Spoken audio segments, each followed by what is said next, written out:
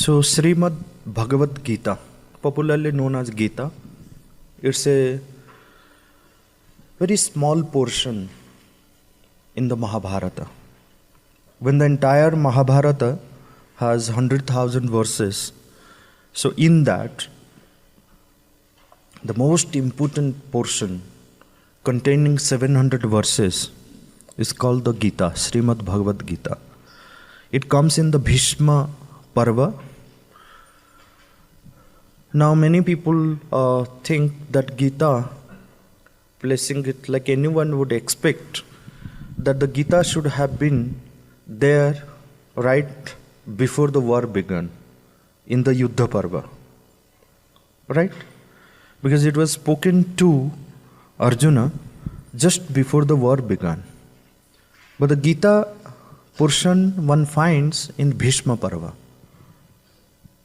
Okay, in Bhishma Parva, where there is the description of Bhishma. Yes. Bhishma, where Bhishma goes to the Sarasaya. He is, put into rest.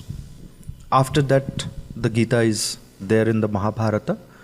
So many critics, they say that, sequentially, chronologically, it's wrong. So Gita didn't happen. It is inserted into the Mahabharata later. So let me tell you that when did Sanjay speak to Dhritarashtra? Any idea? When the war was to start?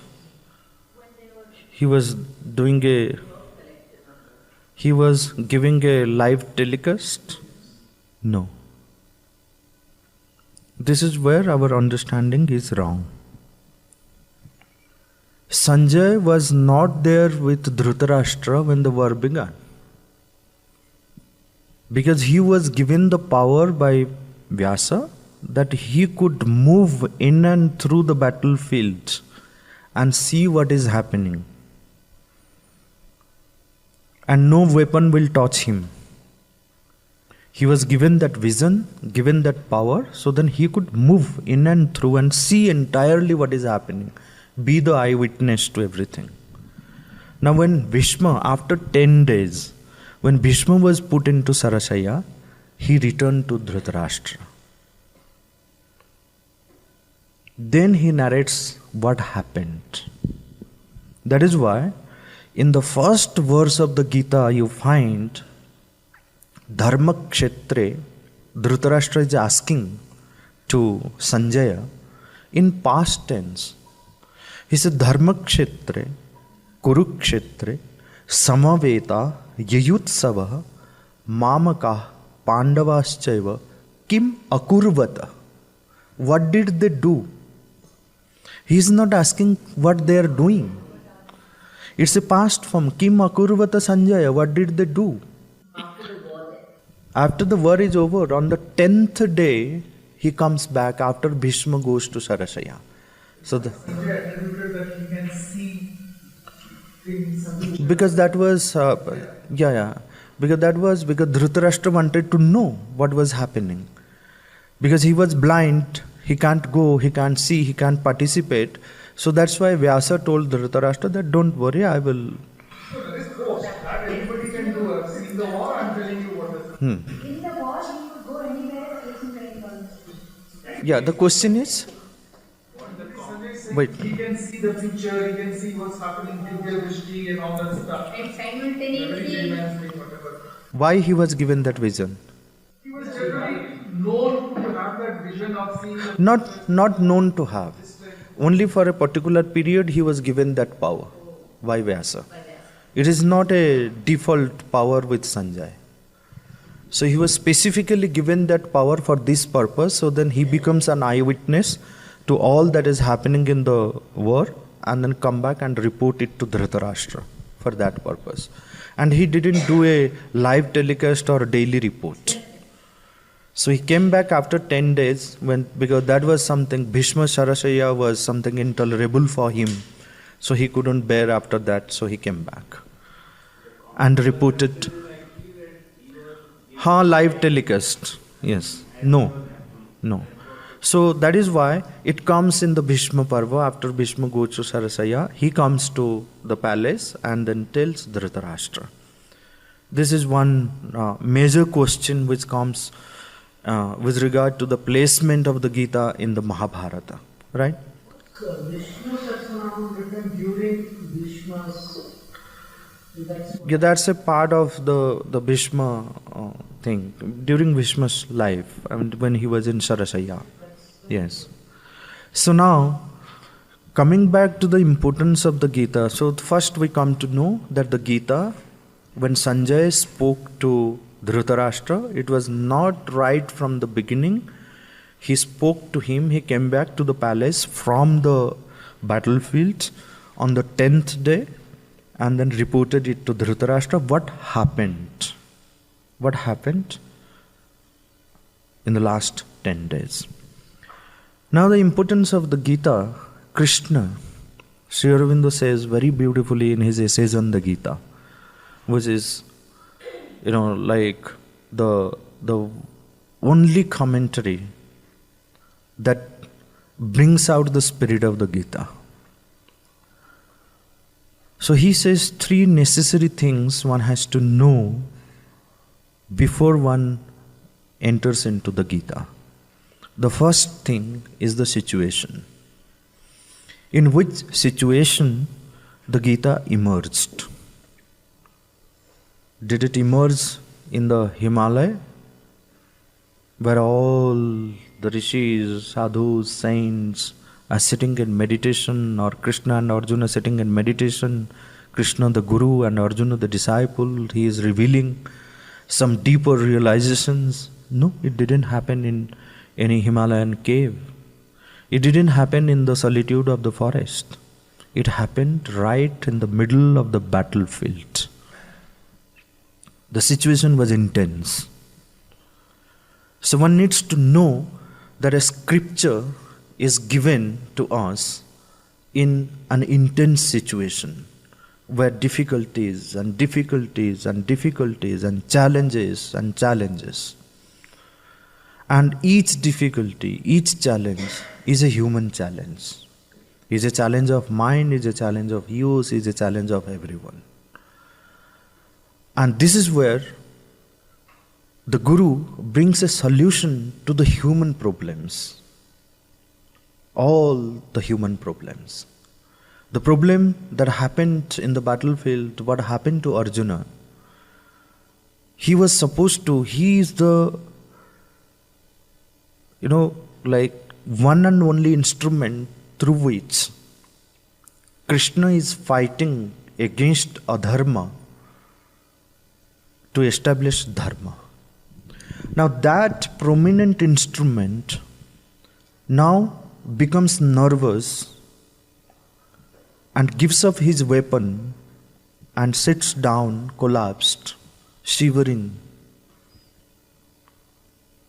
says that I shall not fight. I shall not fight. Na yotsye.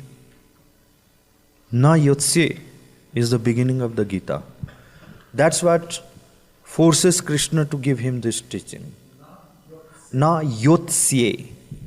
Na yotsye. He sits down and says that na yotsye, I shall not fight. And he puts all his arguments. If we fight, if I participate in this world, I am acquiring more adharma. I am damaging the nation. I am damaging the family. I am damaging the dharma. This is what is Arjuna's argument, because so many people will be killed. There will be financial crisis, the economic crisis. There will be so many deaths. So what after all I am going to gain fighting this war? And in this war I am killing my own people, my children, my grandfather, those who nurtured me. I sat on the lap of Bhishma and played with him. He remembers all his childhood, what relationship he had with all these people, and then gets nervous. I shall not fight. Then Krishna comes out. So this is the situation. So one is the situation. The first condition to know the intensity of the situation in which the scripture emerges, because the scripture has the solution to all the challenges that one faces in the middle of the battlefield, in the middle of the world, by being in this world. Point 2, who is giving the teaching? The Guru. The Guru who is giving the teaching is not any ordinary person. He is the divine himself, bringing out the teaching from the highest state of consciousness. It's not ordinary words, it is Param Brahma, the supreme words, descending directly from the highest state of consciousness. Point 3, to whom it was given, the human disciple, a chosen instrument of the divine. One asks, why Arjuna? This question comes up. When there were so many intelligent people, Bhishma was there, the most intelligent guy.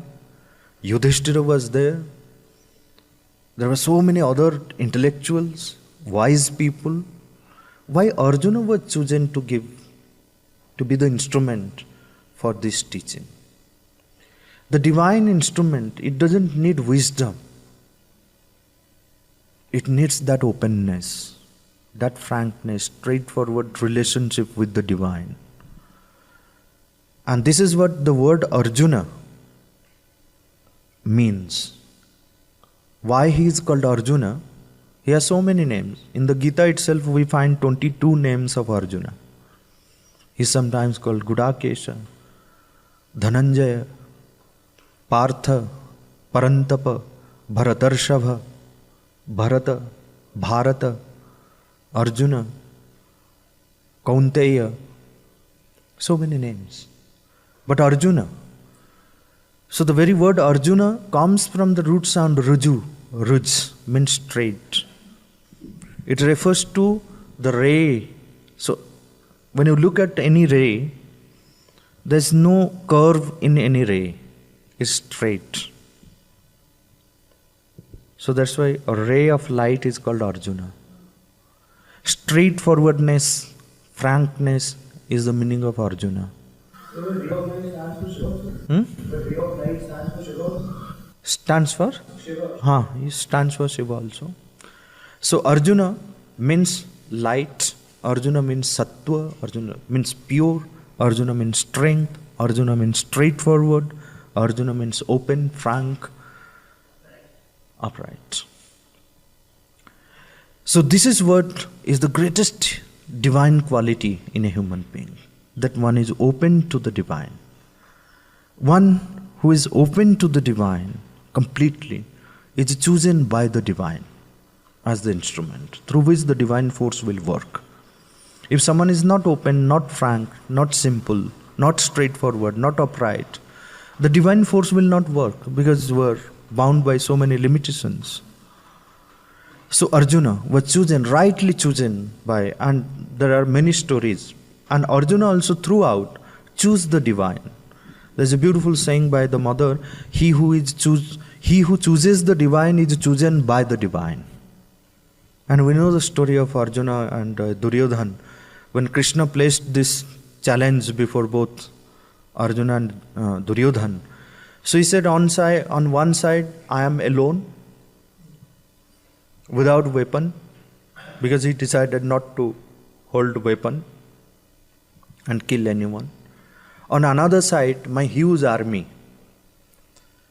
And he didn't make a distinction that because Pandavas are very fond of me, I'll support only Pandavas.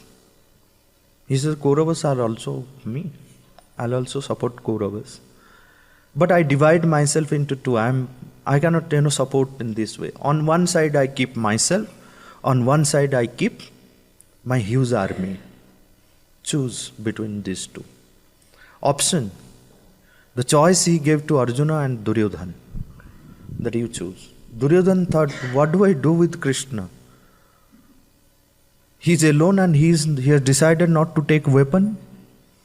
What is he in what way he is going to be of any help in the battle? So he said, I choose.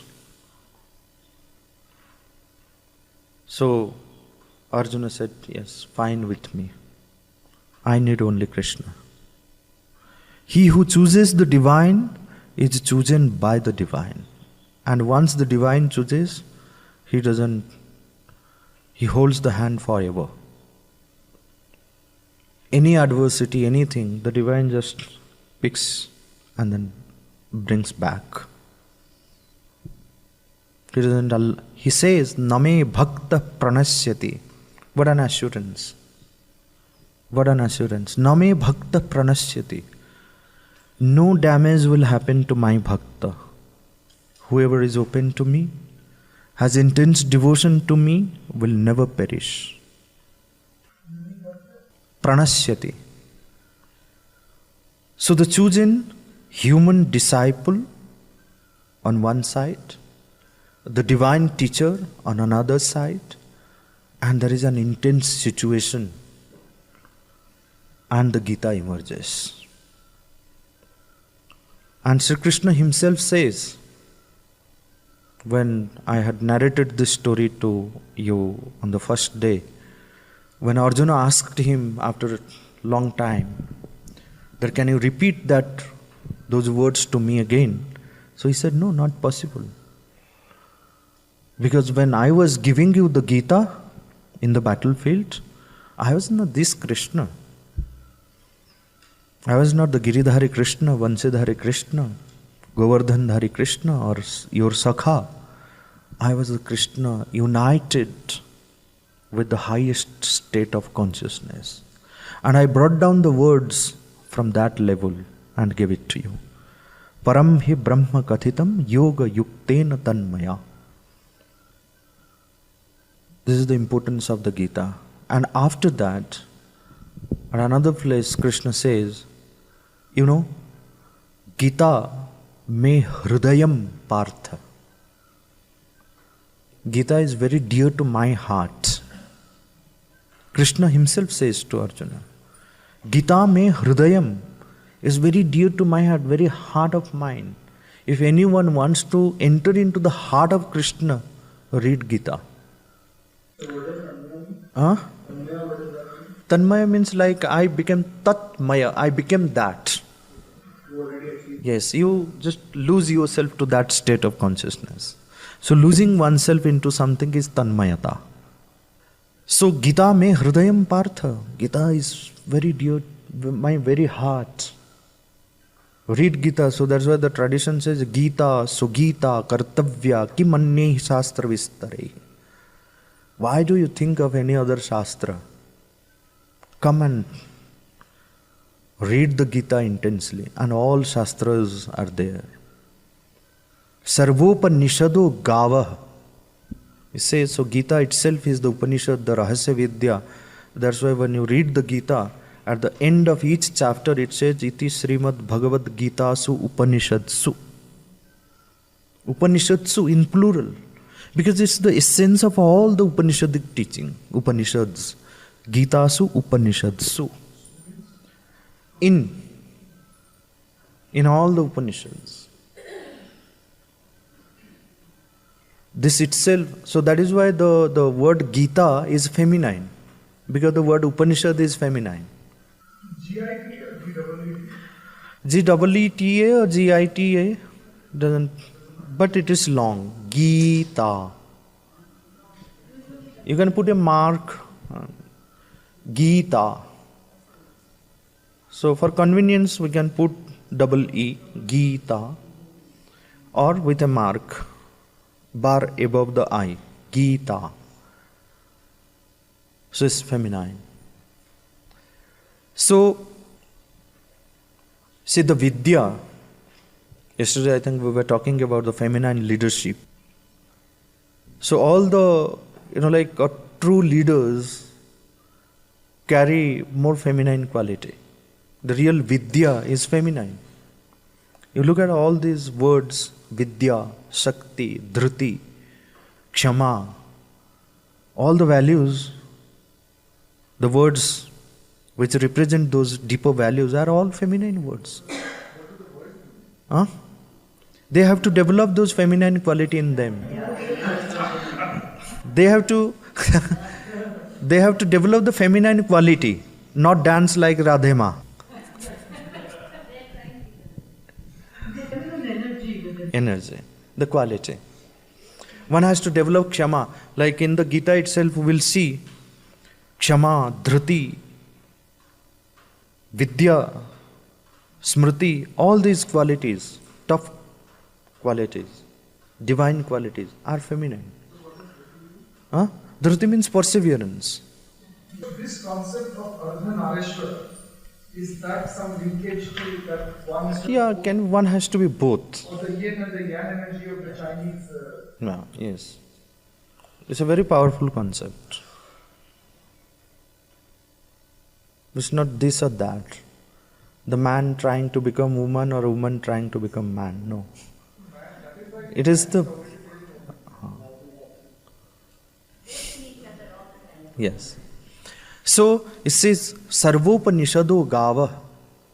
This is about the Gita, it is said that all these Upanishads are the cows. Cows means milking cows. Sarvopanishado Gava Dugdha Gopala Nandana. Because he is a cowherd boy. He has to milk cows. Dugdha, he is the milker. One who milks.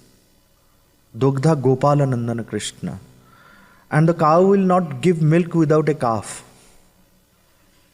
And Partho Vatsa. Arjuna is the calf. Again, a bad question. Was it Brahmin or a Kshatriya? He was none. Or a builder? He was none. He was like the cow. He was a king, he was a Kshatriya, he was a milker. So basically he was a Kshatriya. So, Dugdha Gopala Nandana Partho Vatsa. Partha Arjuna is the calf. And the milk that comes out is the teachings of the Gita. Dugdham Gita Amrutam Mahat. Dugdham Gita Amrutam Mahat. This great Amruta, nectar, ambrosia, which is extracted from the Upanishads, Vedic and Upanishadic teaching, is the teaching of the Gita. So here, yes, Sarvopanishado Gava Dugdha Gopala Nandana. Gopala Nandana Krishna is the milker. And Arjuna is the calf. And the milk is the whole teaching. The nectarous words of the Gita. So Dugdha Gopala Nandana Partho Vatsa Sudhir Bhokta. And then who is going to enjoy it? Who has to drink that milk? Sudhi. Sudhi. The one who has purified his dhi. Sudhi. The wise. The man. So that is why the necessary condition for entering into the Gita is to be silent and purify the mind. Purify the intelligence. Not with the ordinary mind. So that is why, Krishna puts a condition. Who is eligible? After giving this teaching to Arjuna, he says, Arjuna, be careful. Don't just give this teaching to anyone. The first condition he says, don't speak to people about it, those who are ashraddhana. Ashraddhana. Those who do not have shraddha in them. Those who are not true to themselves. Those who do not have faith in the divine. Ashraddhana. Then he says, those who envy me. That means those who do not have any love for me, love for the divine. Those who are not open to the divine. Those who do not believe in divine. Believe in something higher. Don't talk about this teaching to them. Huh? Yomam abhyasuyati. Abhyasuya. Who hates me. Okay. Then nacha asusrushave. Asusrushu. Asusrushave. It means those who do not want to pay attention to it, do not want to hear it. Don't give this teaching to others, those who, I'll send you the verse, I'll mail you the verse. Okay, those who do not want to pay their attention or pay their ears to this word, don't want to listen to it, don't reveal it, don't talk to them about it. So this makes sense in the oral tradition. Yes. But when it is written, anyone can go buy it, grab it. Yeah, read it, but what is he will get? He will not get anything out of it. See, no, don't give it, right? But even someone gives to anyone, either in written form or in form, it is not going to do anything. This is what is the principle of the Adhikara in our tradition. Again, misinterpreted the concept of Adhikara. The opportunists, they have taken in this sense that only we are the Adhikaris. But Adhikar concept is completely different. Here anyone can become Adhikari, anyone. The scriptures do not deny anyone to become Adhikari. Everyone has the right to become Adhikari. But first condition is one has to raise oneself to that level of Adhikaratva. Adhikari. So that is a preparation. Yes, that is a preparation. The preparation is that one has to have an open mind, one has to have faith, one has to have intense devotion, sincerity, purity in purpose. Then only the scripture will reveal or will have some meaning. There's a beautiful story which I will narrate you about Adhikara. Adhikara means right. Adhikara means right or eligibility. Who is eligible to do this? So there was a king who had a very wise minister. This wise minister wanted to, one day he went to the king and said, "Sir, can you grant me 6 months leave? I want to take, 6 months off." So the king asked, "Why? What is the purpose?" You have to mention it in your application. So the minister said, "I want to learn Gayatri Mantra." He said, "Gayatri Mantra, 6 months time? I have heard that it is just 3-4 lines. Why do you need 6 months?" He said, "You won't understand, so just grant me." So the leave was granted. So he went and initiated into Gayatri Mantra and he came back after 6 months. So this is the first day he is entering into the court after 6 months leave. Now the king stops him on the way. "Hello, minister, how are you?" "Fine, sir." "Did you learn the Gayatri Mantra?" "Yes." "Teach me." He said, "But you don't have the Adhikar." So the king said, "What nonsense are you talking about Adhikar? Anyone can learn it." He said, "Yes, anyone can learn it, but one has to become Adhikari." He said, "But what do you mean by Adhikar?" He said, "When time comes, I'll explain it to you." So the king didn't say anything that day. So next day when the minister was entering the court, so he stopped him. He said, "Yes, tell me, sir, what?" He said, "Nothing. Om bhur bhuvasva tatsavitur varenyam bhargo devasya dhimahi dhiyo yo naha prachodaya." Any mistake? King said, "No, perfect. You got it right." He said, "You denied. I called the Kulapurohit. I called the priest. He taught me. And 2-3 times I repeated. I remembered. What's fun about it that you denied it to me? And you took 6 months." He says that you have learnt it, nice pronunciation, got it right, but still this has nothing to do with you. This will give you nothing. He says, "Again, what nonsense are you talking? Please explain me. Tell me in clear language what you want." He said, "Nothing." So to have the benefit of the mantra, one has to be Adhikari. So again you are bringing this whole idea of adhikar. So tell me, what do you mean by adhikar? He said, when time comes, I'll explain it to you. He said, but no, I don't wait for the time. You have to prove it now. So the king got angry. The minister also got angry. The minister looked at, there was standing one, watchman, doorkeeper. He said, hello, doorkeeper, bring a big rope and then tie this king around the pillar. बांध लो उसको, पागल हो गया है. So the doorkeeper is shivering. How can he, tie the king with the command of the minister? So the minister is roaring, why are you delaying? Tie this king around the pillar. Now the king says, hello minister, have you gone mad or what? Mind your language.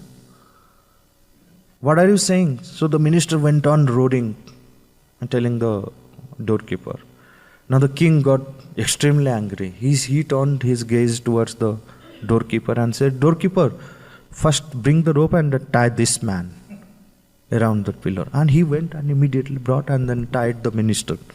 Because it's king's command. Now the minister says, did you understand what is meant by adhikar? He said, what is there to understand from here? He said, sir, I spoke the same words to the same person in the same situation at the same time, standing at the same place. Didn't work. When you spoke these words, it immediately worked. Because you have the right to say these words. I don't have. This is what is meant by adhikar. So the words will work when we raise ourselves to that level of adhikaratva. And everyone has the right to become adhikari. The scriptures, the tradition doesn't deny anyone. It doesn't say that, okay, only you can become adhikari. He can become adhikari. This community, if you are coming from a Brahmin family, you have the adhikara. You are coming from a Sudra family, or you don't have adhikara. The knowledge was not denied to anyone, whoever carried Shraddha in them. Otherwise, Satyakam Javal would have been denied by Haridra mother. He was not denied. Because Gautama found that Shraddha in him. Nachiketa was not denied from the higher knowledge. Because Yama found he has too much Shraddha in him. Shraddhavan labhate jnanam. Whoever has Shraddha, any human being invariably has the Shraddha. That is why in the tradition the first condition is Shraddha and then Tapas. Shraddha and Tapas. Have Shraddha and the Jnana will come to you. Shraddha is that utmost sincerity in the entire being. Every part of our being is sincere enough. And they want only that. The ekagrata, ananyata, no deviation. Shraddhavan labhate jnanam. So this is what is meant by adhikara. So Krishna says to Arjuna that be careful. Don't reveal this knowledge to anyone who doesn't have these qualities. The openness towards the divine, the frankness, the plasticity that one has to carry in one's own being. Usually we see this thing, we see this statement logically, then Shraddha comes after we study, after we read, and after we analyze and understand, then Shraddha comes. So what the Shraddha is there in everyone. What the scriptural study does, it deepens, it intensifies the Shraddha. That is why the Gita says, Shraddha mayoyam purusha. Not curiosity. Shraddha element is there in every being, every conscious being. That's why it says, Shraddha mayoyam purusha.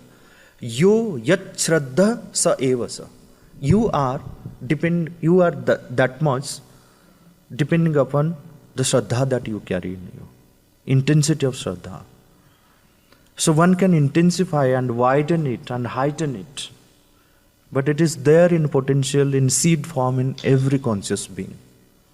So the scriptural study, it deepens, it heightens, it widens, it intensifies our Shraddha and helps us growing it in us, making us Shraddhavan. It's there in seed form in everyone. Yes, Shraddha is not mere faith. Shraddha has, if you go to the dictionary in Sanskrit dictionary, Shraddha means reverence, Shraddha means concentration, Shraddha means devotion, Shraddha means dedication, Shraddha means faith, trust, belief, many meanings. Humility, many meanings of Shraddha. But the root sense of Shraddha is to cling to the truth of our aspiration, truth of our being. If my central aspiration is to realize the divine, then every movement, every part of my being must come forward to collaborate with that aspiration. It is not that we find it in our day-to-day life that, like morning I decide, it's beautiful that today I'll spend my whole day sitting in meditation and doing something good. The next moment something happens, another mind says, why waste your time in all these things, and go and enjoy with your friend. So always this conflict, this confusion is there in everyone. One mind says something, another mind says something, another mind says something, another mind says something. Then another mind comes to prove that yes, what you are doing is right. Logically we are convinced that yes, when Swami Vivekananda used to smoke, why can't I smoke? So your mind very well convinces you that yes, no harm. Look at the idols. So you are convinced. So this confusion, this conflict, it keeps happening. Then the Shraddha is not there. Shraddha is that one pointed, everything is oriented, directed towards that one purpose. There is no confusion, there is focus. The entire being, that in no part of our being there is this dispute, there is conflict, there is confusion, there is question, that totally I want this. It's a total concentration. Utmost sincerity in every part of our being is Shraddha. Utmost sincerity in every part of our being. That is Shraddha. And tapas is that concentrated energy, gathering of the energy towards actualizing the thing, making ourselves dynamic. Tapas is the concentrated energy of the consciousness in achieving and actualizing what is our aspiration, fulfilling our aspiration. Yes, directed towards achieving the soul's aspiration.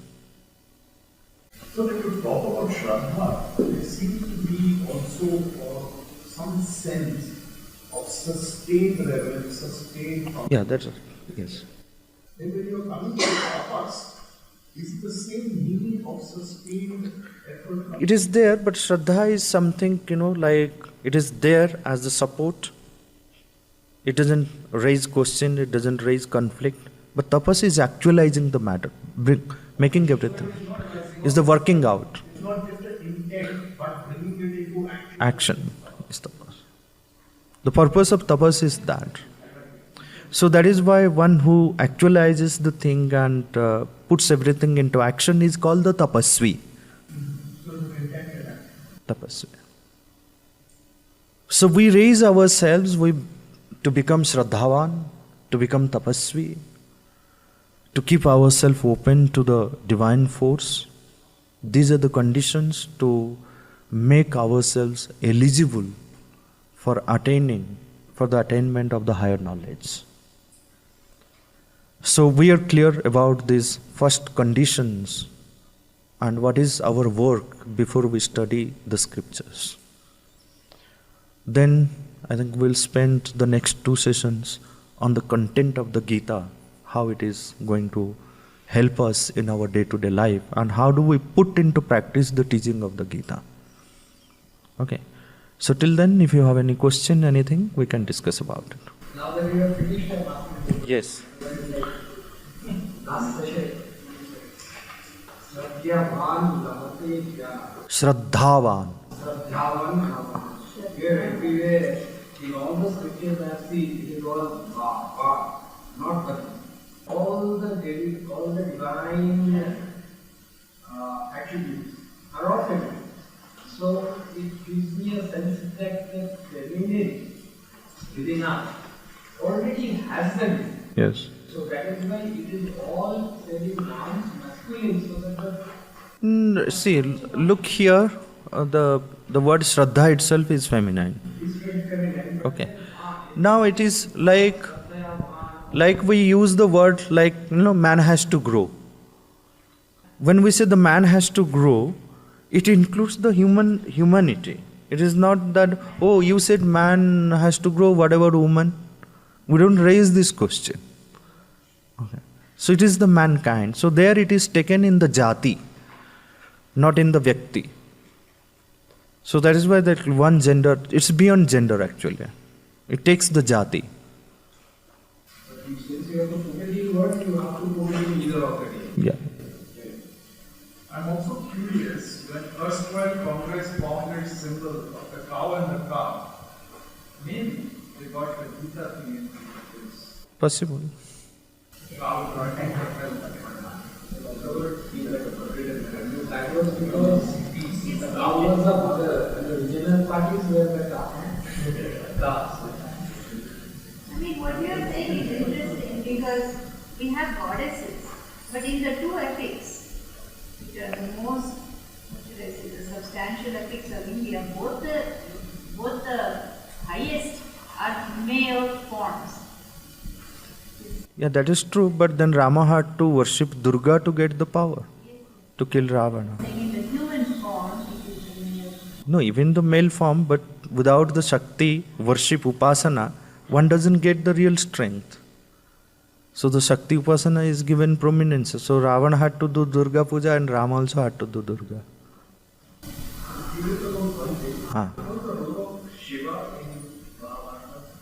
Role of Shiva in Mahabharata. Where? I don't know. We hardly hear any story about Shiva in the Mahabharata. There may be mention about him, but as a character he doesn't contribute to the storyline. Ravana used to pray Shiva. Rama also prayed Shiva. That's why this whole conflict is going on between Rama and Shiva. No, Rama and Shiva it is not yet settled. So Rama says, I am Rameshwara, and Shiva says, I am Rameshwara. Because the word Rameshwara has two meanings. One is, that is true. When Rama pays his homage to Shiva by calling O Rameshwara, Shiva also pays homage to Rama saying O Rameshwara. Because the word can have two meanings. Ramasya Ishwara, that means one who is the Lord of Rama, and Rama Yasya Ishwara, he whose Lord is Rama. So for both you can have one word. So they both pray each other or praise each other by same name. But in Tamil, Ishwara means Shiva. Not in Tamil, because this is the tantric tradition also, like Ishwara means Shiva. Because in the highest aspect, Ishwara is Shiva, auspicious. He does good. He is peaceful. That is the divine work. He brings peace, he brings harmony, he brings auspiciousness, he brings right. That is why he is Ishwara. That is why he is the inner ruler. Okay? So you had earlier said that you asked this question, why did Krishna reveal the Gita to Arjuna, whereas there were other equally... Yeah, I answered to that question. It's the... One reason could be because Arjuna was there with him and he was together. Even Uddhava was there with him for a long time. What about the other two? Others also, they were equally See, illegitimate. among all the characters who lived with Krishna physically maximum, It was Uddhava. Uddhava. Arjuna didn't live with Krishna. I mean, Krishna used to come from Dwaraka to Hastinapura, from Gujarat to Delhi. So whenever he was needed. But Uddhava, he lived with him. He didn't reveal the knowledge to Uddhava.